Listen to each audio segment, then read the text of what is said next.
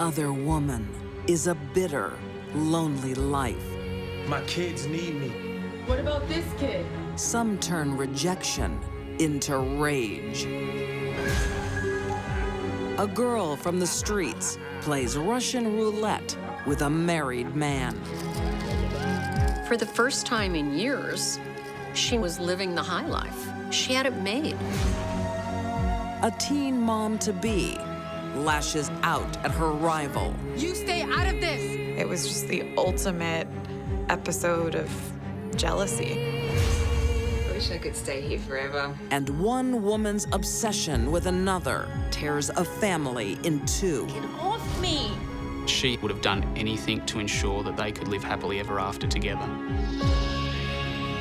These deadly women are love-struck and lethal, driven to evil because they refuse to play second best.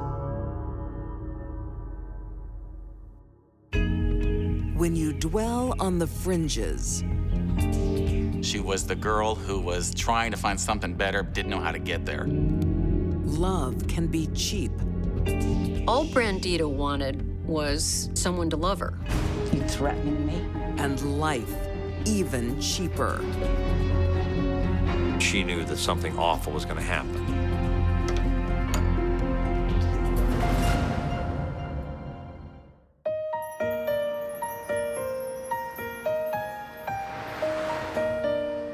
In Sylmar, in the San Fernando Valley, California, 1988, 52-year-old Joan Dolly's job is to bring joy to others.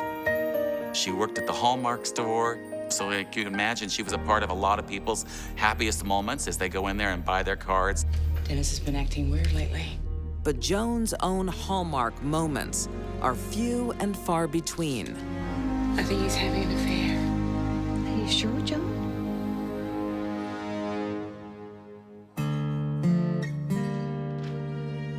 Her 32-year marriage to childhood sweetheart Dennis is losing its luster. Dennis was retired Air Force. He looked like just the average Joe, the family man. He had kids at home. Why were you so late last night? An old friend turned up at the club. Oh, really? An old friend. As Dennis drifts away, Joan pulls on the purse strings.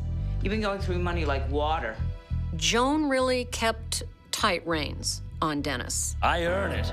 Not as much as you spend. Dennis complained to people that his wife just controlled him. That, you know, he wanted to buy certain things. He wanted a boat. He wanted a jacuzzi. She would always hold the purse strings. She'd always say, no, no, no, no, no. You can't have that. To earn a little spending money of his own, Dennis takes a part-time job at the local golf course.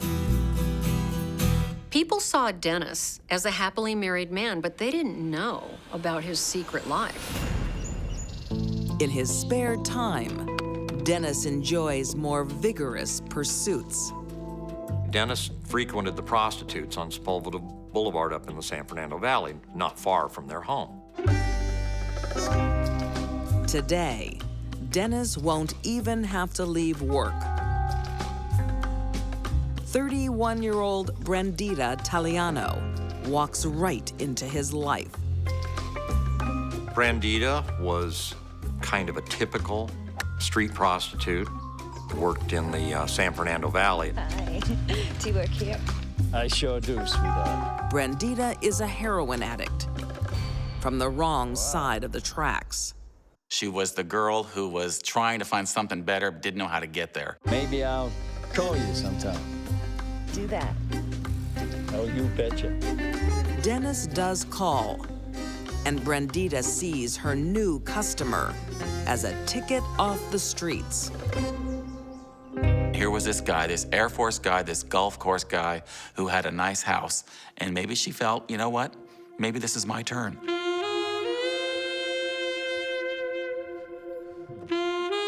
Brandy revels in this extravagant new life. As the months go by, the bill goes up. Something was happening with Brandy and Dennis far beyond a hooker and a John. I mean, he paid for her apartment, he bought her food, he got her a car.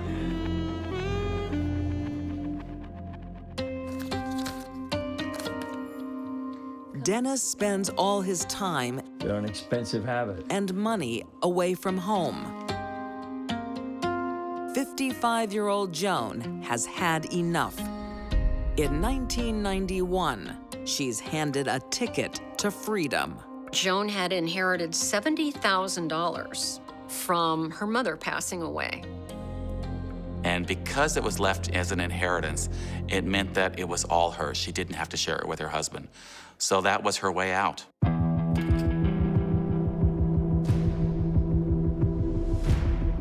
You're not getting the house. Yeah, we'll see about that. She was prepared now to move forward with the divorce because she could then afford to maintain her lifestyle without very much change. So you expect to get all of your inheritance plus half of my assets?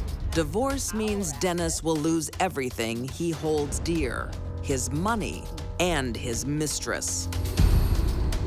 I think Dennis realized his financial life was about to be seriously affected. He didn't want to be left with nothing. He didn't want to split his pension with her. You threatening me? Yeah, I am. Dennis desperately wanted to prevent his wife from divorcing him because it would have financially devastated him. On a spring morning in 1991, one of Joan's co-workers calls at their home. Mrs. Dolly did not show up at the Hallmark store to work. Joan! Her friend, who was the owner, Anybody home? became deeply concerned and was unable to rouse anybody at the door. So she let herself in the house and found Joan's body.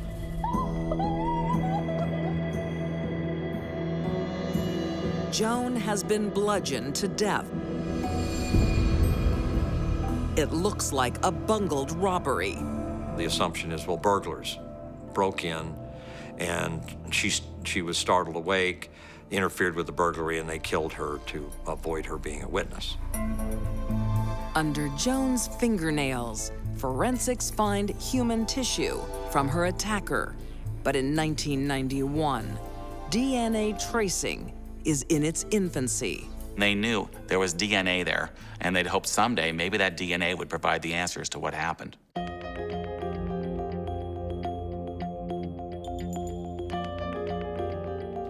Joan's husband, Dennis, had an early start at the golf course. The police call him home to break the sad news. Dennis basically doesn't know anything at all about it. He has no clue how this could possibly happen. Did your wife appear stressed? Dennis is not behaving like a man in mourning.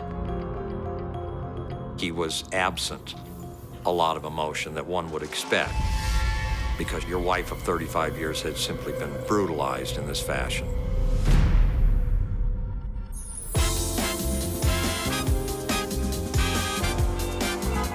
Days after his wife is buried, Dennis seeks solace in Sin City. You got this in the bag. I mean, this was his wife of 35 years. Who does that? Who goes on a Las Vegas holiday right after she's been brutally murdered? Casino surveillance cameras catch Dennis with a special someone. The police want to know who. And they're thinking, who is she? I mean, his wife just died. Who's this gal he's hanging around with? That woman was eventually identified as Brandita.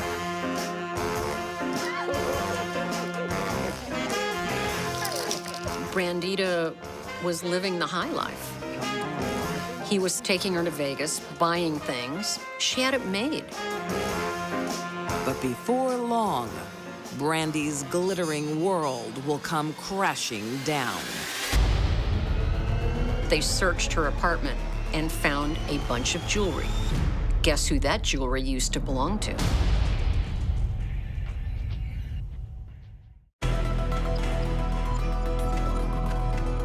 It's the winter of 1993 in LA. For 2 years, Brandita Taliano and her sugar daddy, Dennis Dolly, live it up.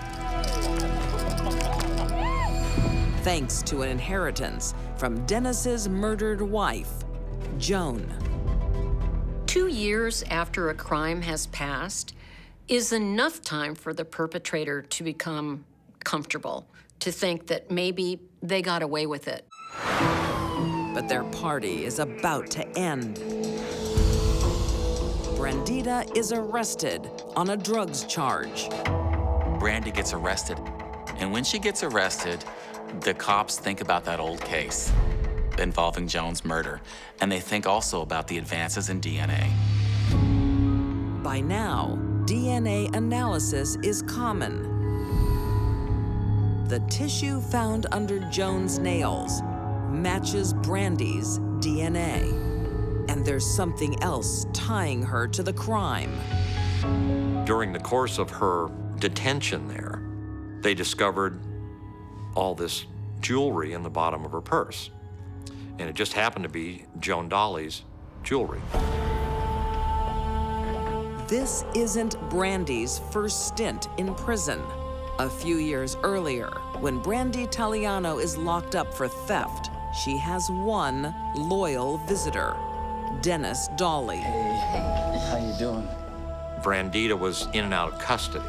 How you think I'm doing? Have you got the stuff? Dennis started visiting her in jail. He bought her drugs when she needed drugs. Dennis wants something in return. If you got someone, you know, for the big job. During one of those visits to the jail, the subject came up that he needed help. He needed someone to help him with a big job. And did Brandy know anybody? His name's Gary. He'll do it for the money. And Brandy came back with a couple of ideas, a couple of gang members from LA. The big job is to kill Dennis's wife. She sleeps on that side. I don't care what you do to her. You can rape her, beat her, whatever, so long as she's dead.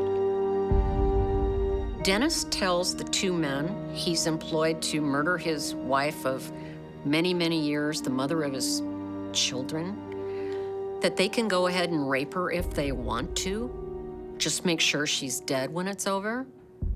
He hated her. But one of the potential hitmen is arrested on an unrelated charge. Which put an end to this plan because the two gang members needed each other to do the job, so it halted the plan. With his divorce looming, Dennis is on a deadline. It became urgent that he do something quickly. When his low-class lover is released from jail, Dennis has the answer. Dennis decides to take matters into his own hands, and he needs some help. He needs Brandy. So he tells Brandy to come over late at night, and he lets her inside. He probably promised her she'd be the next Mrs. Dolly. And she wanted out of her situation. Dennis Dolly was armed with a golf club. Mrs. Dolly was asleep in the master bedroom. I don't think she suspected anything until she was startled awake in her bedroom to see Dennis wielding a golf club, this strange woman. To get the life she wants, Brandita must take Jones. Brandy grabs her and holds her down.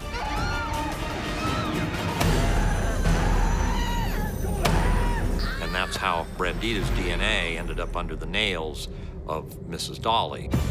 She's dead? I think so. They then scrambled through the house, tossed everything. They just sort of set the stage in a very poor way that a robbery had gone wrong. They've stolen Joan's life.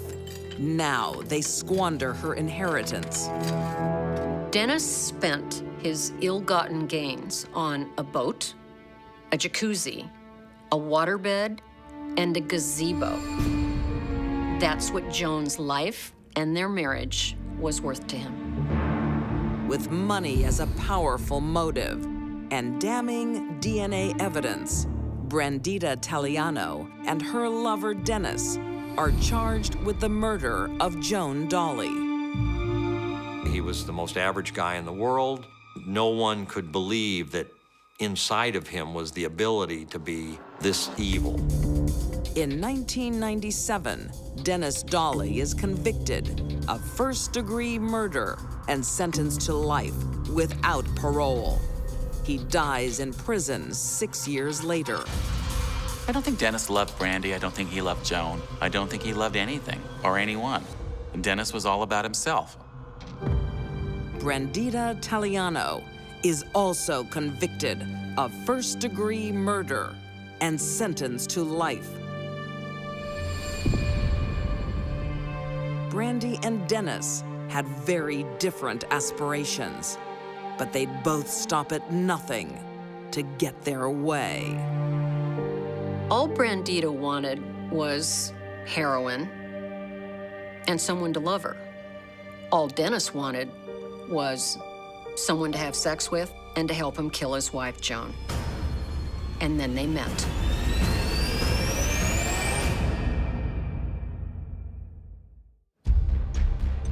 A love triangle has 3 sides. Both of these women knew they were sharing the same man. My kids need me. But when that triangle folds, I gotta go. Nadia went after the person that she thought had ruined her chance of happiness. desperation takes over. Hi, can I help you? It was a very personal attack, which was driven by rage and jealousy. Newark, New Jersey, early 2009.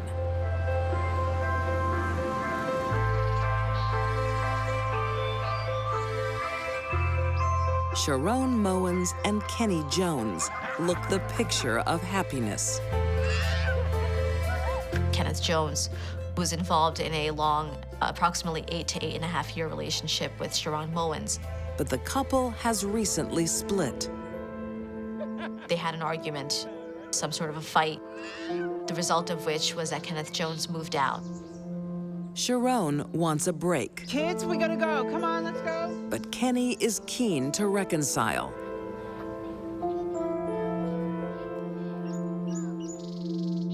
He loved Sharon. He wanted to be back there with her.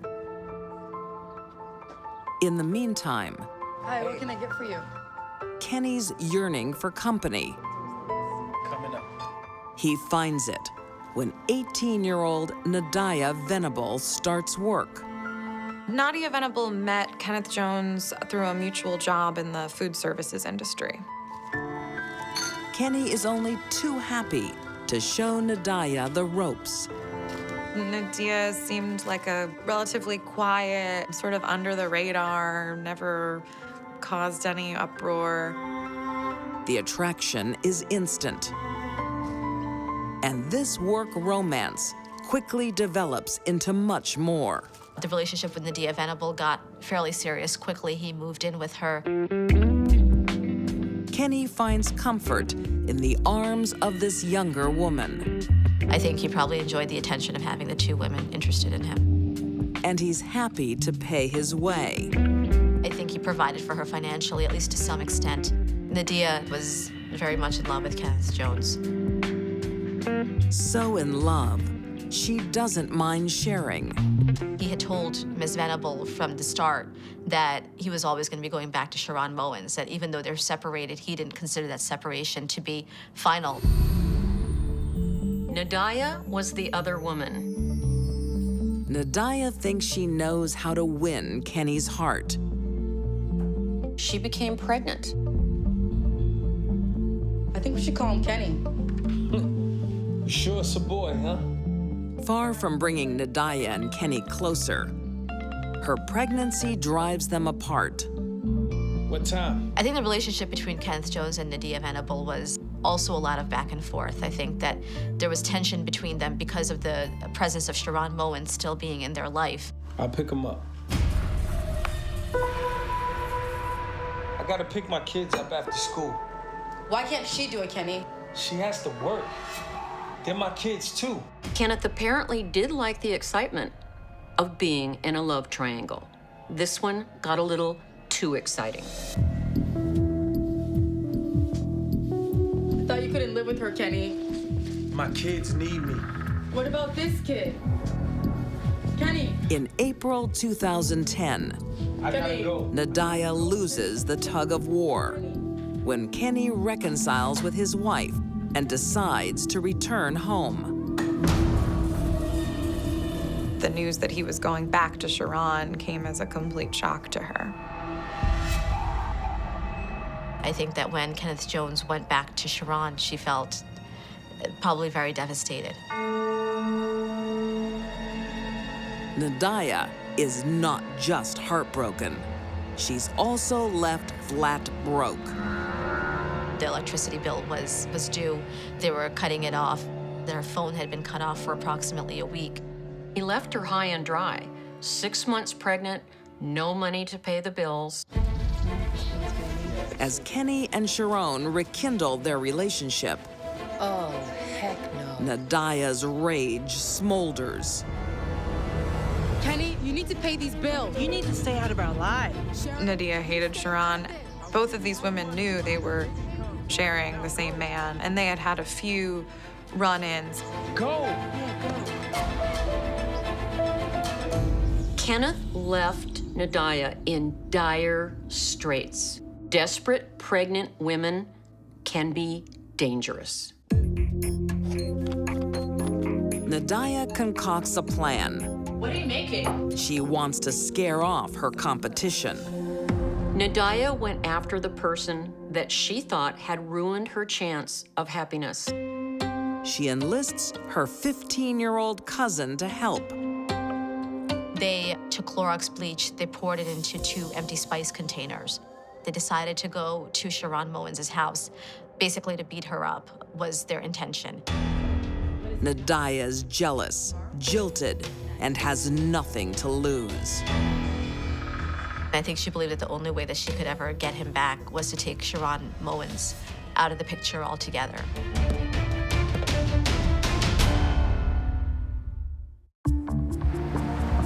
Newark, May 15th, 2010. It's the day before Mother's Day.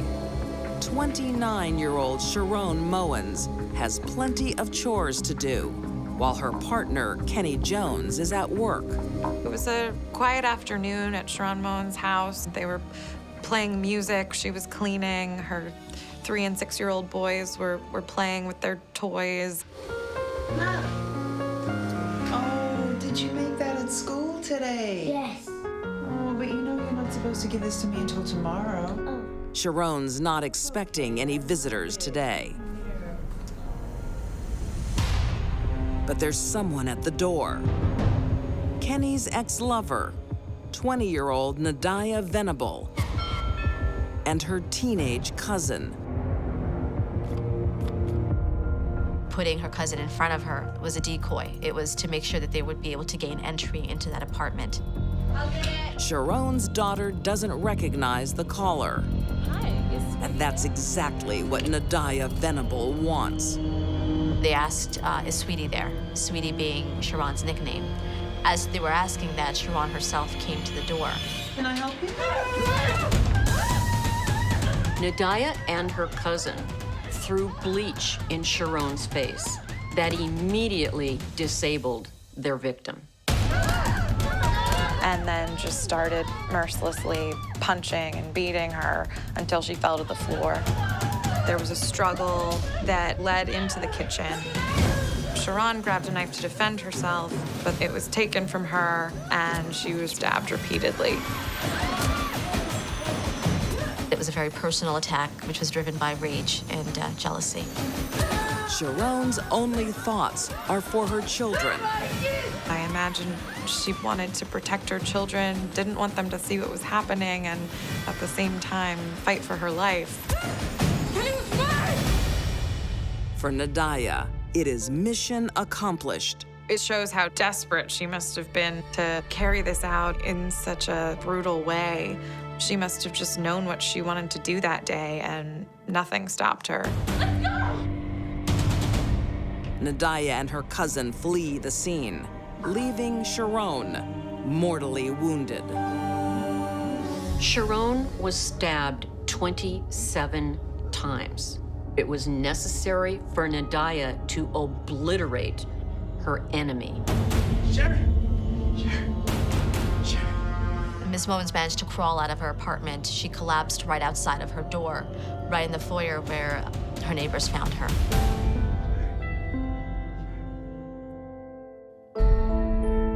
Sharon's daughter calls 911. She also tells the police she knew the attacker.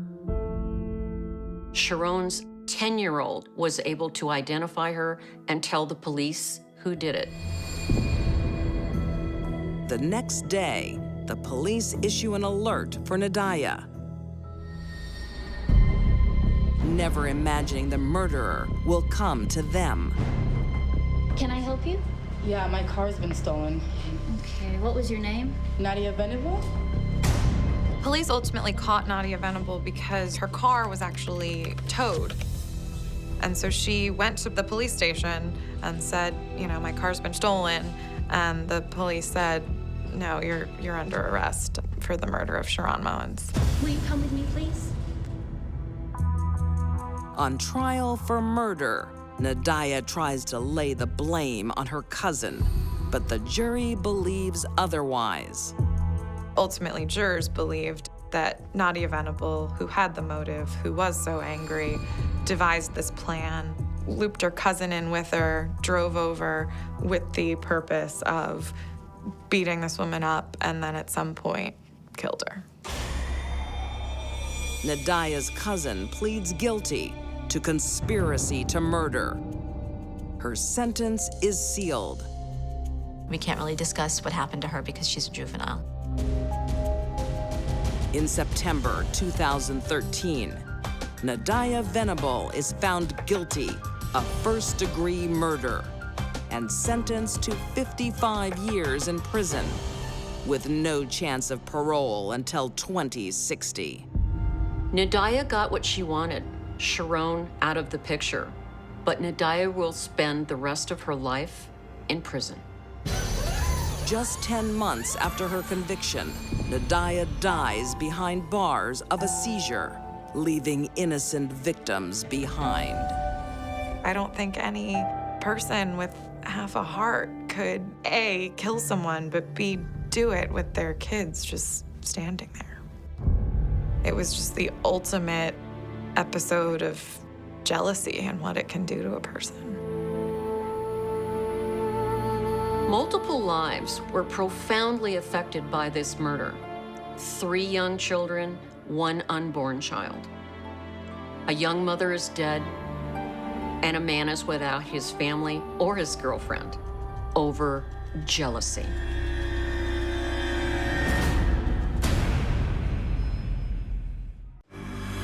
Love is a powerful force. A passionate and intense relationship.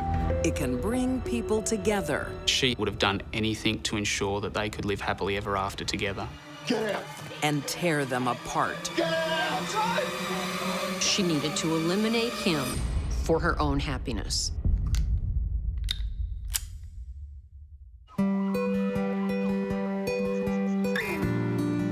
"100 miles north of Sydney, Australia, in the quiet town of Maitland, 2007. Renee Burns prepares for a family barbecue. Steve, can you please give me a hand? Her partner, 30-year-old Stephen Quire, dotes on their kids, but he struggles to please Renee. Stephen worked hard, brought home his paycheck, supported his family. He was described by others as a normal, hardworking guy. Stephen has 1 child with Renee and is stepfather to another. Stephen Quire had taken over the role of the father to the child of Renee Burns, and it's quite clear that that child worshipped the ground he walked on. He loved her, and he raised her little girl as if she was his own.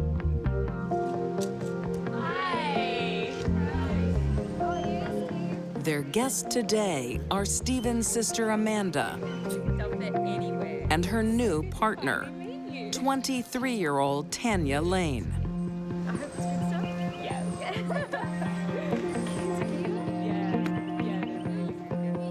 Through that relationship is how she fostered relationships with both Stephen Quire and Renee Burns.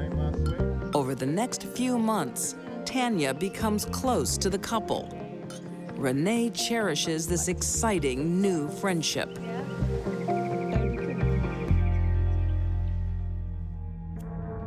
Because her own relationship is disintegrating. I'm not a tea towel. Oh, come on, my hands are dry. Get off me. What's your problem? You. They argued a lot, they fought a lot. Neighbours said they heard them fighting a lot. She's not the only one with problems. Hey. Hey, I'm so sorry to hear about you and Amanda. It's for the best. Tanya Lane's relationship with Amanda had ended by then.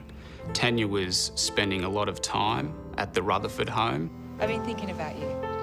When Tanya and Amanda break up, Tanya turns to Renee for comfort. Sorry, But she wants more than a shoulder to cry on. wanna go back to my place? Yeah. Renee and Tanya became lovers.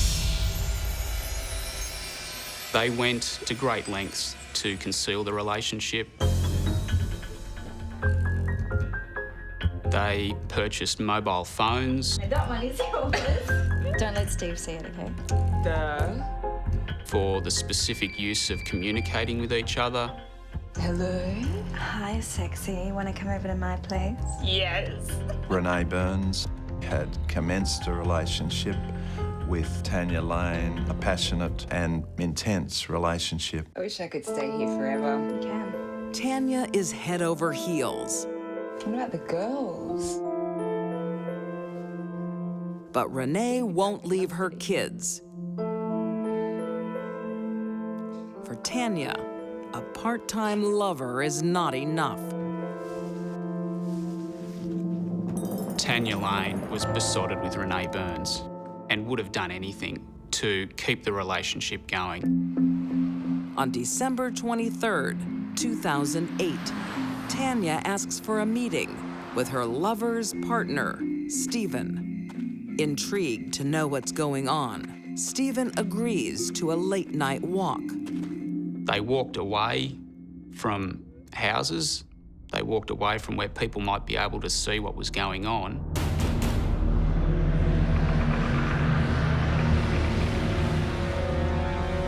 All of a sudden, this four-wheel drive emerged. A man got out and shot Steve in the head. The gunman turns to Tanya. He doesn't shoot her. He abducts her. She was only detained for a matter of minutes before this man wearing the balaclava released her. There was no demand for ransom and she wasn't hurt. Incredibly, Stephen survives the shooting. But the police can't trace the gunman. No one was ever arrested or charged in relation to the shooting. Hey, Dad, we're really hungry. I'm gonna order pizza. If Stephen expects sympathy from Renee, he doesn't get it. Instead, he's left to deal with the kids while their mom is missing in action. Steve was very frustrated and angry. Where have you been? Met up with Tanya. Went for a drink. A drink? It's been 4 hours. We got talking. I actually had some fun for a change. The relationship deteriorated. Some fun? What, you thinking of changing sides? You're pathetic. Stephen doesn't realize how close he's come to the truth. Tanya's concocting a way to have Renee all to herself. Love triangles can be, and frequently are, dangerous.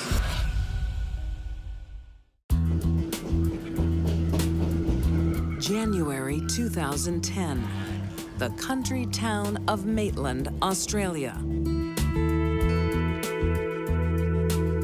Lovers Renee Burns and Tanya Lane are trying to keep their affair quiet, but they can't hide their passion.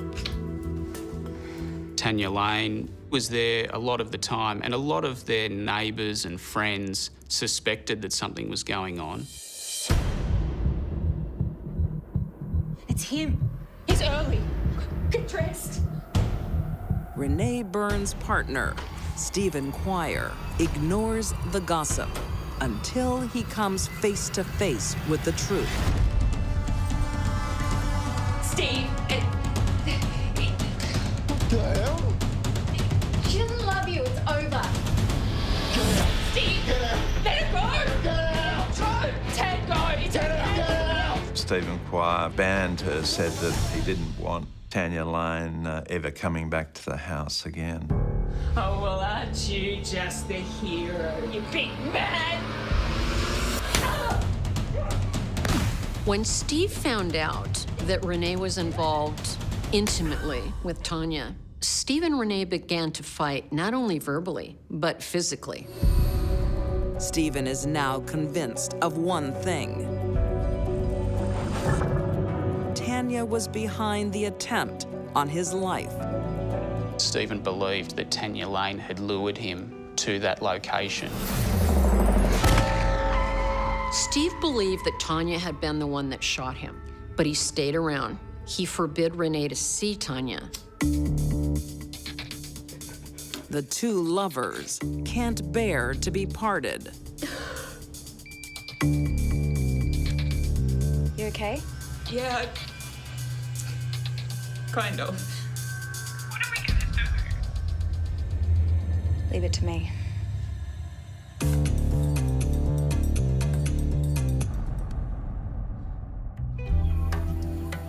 In late February 2010, Tanya and Renee finally get their wish. Renee Burns moved out of the house and moved in with Tanya Lane. Can I get you water? But their newfound bliss is shattered when police come knocking. So when did you last see Stephen? They bring sad news. Stephen's dead. Stephen Quire has been found dead. His body was in a state of decomposition at the time it was found in the national park. He had a gunshot wound to the chest and has been dead for weeks. Our focus was, well, who is Stephen Quire and why would someone want him dead? Why are you asking? His former partner, Renee, seems unfazed.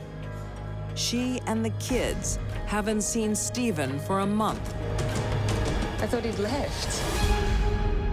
The least Renee could have done was report her husband missing to the police, but that didn't occur to her.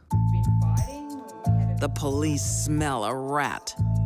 They were very suspicious immediately that both women were involved. There's no evidence linking either woman to the killing. Until detectives discover Tanya Lane has recently been shopping for a gun. An ex-con tells cops he supplied her with a unique weapon. He said, I was able to obtain a gun for her and sold it to her for $700. It was a World War II flare gun that had been modified to fire shotgun ammunition. Tanya Lane is charged with murder. The police believe Renee lied to protect her lover, and she's charged as an accessory to murder. Both Tanya Lane and Renee Burns colluded between each other to invent false stories as to the potential whereabouts of Stephen. With both women proclaiming their innocence, prosecutors must piece together Tanya's murder plot. She planned this killing. She travelled to the home of Renee Burns and Stephen Quire late in the evening. She went into the house. Tanya Lane was desperately in love with Renee Burns and would have done anything to ensure that they could live happily ever after together.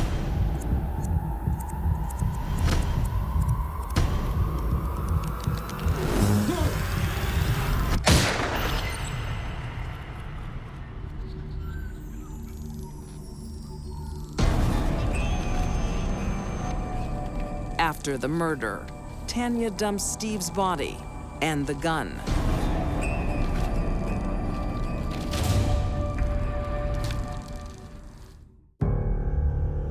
In court, Tanya insists she's innocent. But in prison, it's a different story. Tanya Lane had made a telephone call from jail where she admitted that she was the shooter. Her own words seal Tanya's fate. In August 2013, she changes her plea to guilty and is sentenced to 17 years behind bars.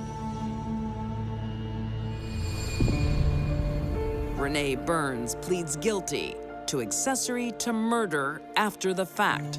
She receives 4 years in prison. Renee Burns definitely knew about the killing, but the evidence is fairly sparse as to where she was and what she knew and when. Tanya's dream of being with Renee comes true when they are briefly incarcerated together.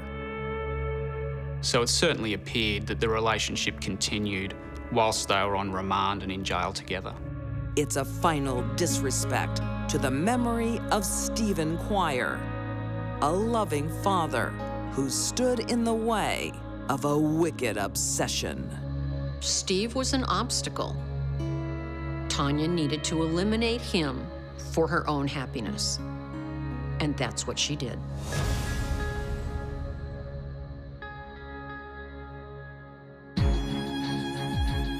These deadly women would do anything to be number one. Brandita Taliano thought murder would bring romance and riches. Nadia Venable tried to reclaim her lover by eliminating her rival. And Tanya Lane destroyed the one obstacle in her path to happiness. All three executed cold, cruel acts, so they would no longer be second best.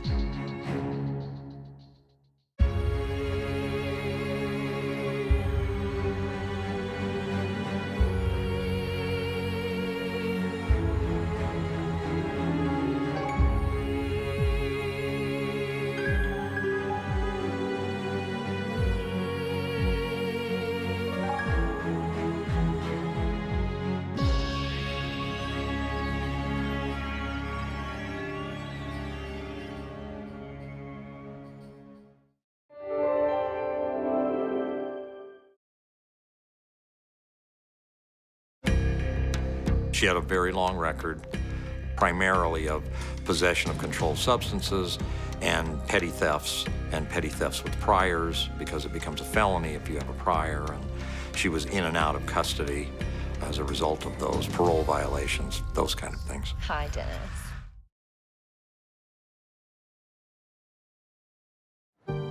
Brandita even sleeps in Joan's bed. Dennis ultimately moves her into the family residence where his wife had been killed. Brandy got assurances that she was the girl of his dreams and maybe promises of a lot more. Investigators are suspicious, but there's nothing linking the couple to Joan's death.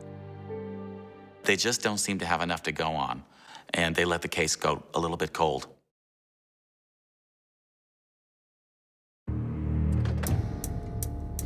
As a down payment, Dennis raids his wife's inheritance. He went to the microwave and extracted $9,000 in cash and paid the hitmen with her money. You get the rest when the job's done. I'm sure they laughed their way all the way back to gangland. Before long, Dennis has some explaining to do. She's seen the $9,000 missing, so she knows something's up.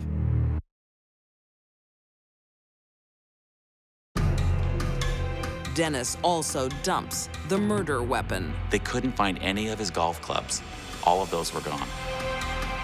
There was not a single golf club anywhere in the residence or in his car.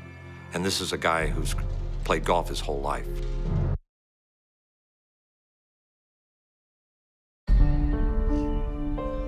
The 10-year-old then calls the man who sparked this brutal murder. Mom's dead. What?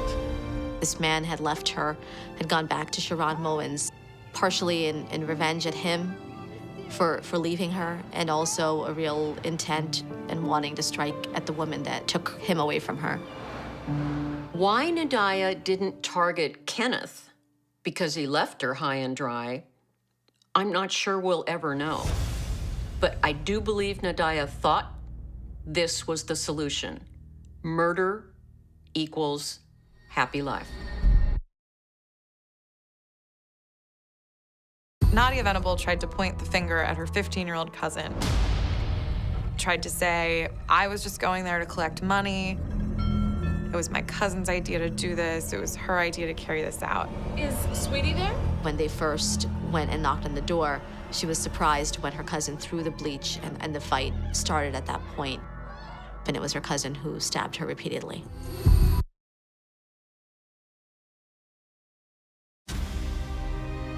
Tanya is desperate for real love because she's been treated badly in the past. When Tanya was only 6 years old, someone in her extended family started to abuse her sexually, and this went on for quite a while. That kind of ongoing abuse, sexual abuse, at such a tender age can cause irreparable damage to a child's future.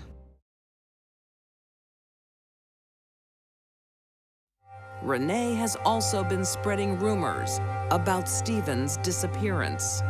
Renee told a lot of different stories to people as to why Stephen wasn't around. That Stephen was on the run, he was in hiding, he was wanted by bikies, he had a drug debt. That he was off cherry picking, fruit picking, doing this, doing that, in trouble with bikers, many, many different stories. That combined with the fact that she did not report him missing, put her in the spotlight.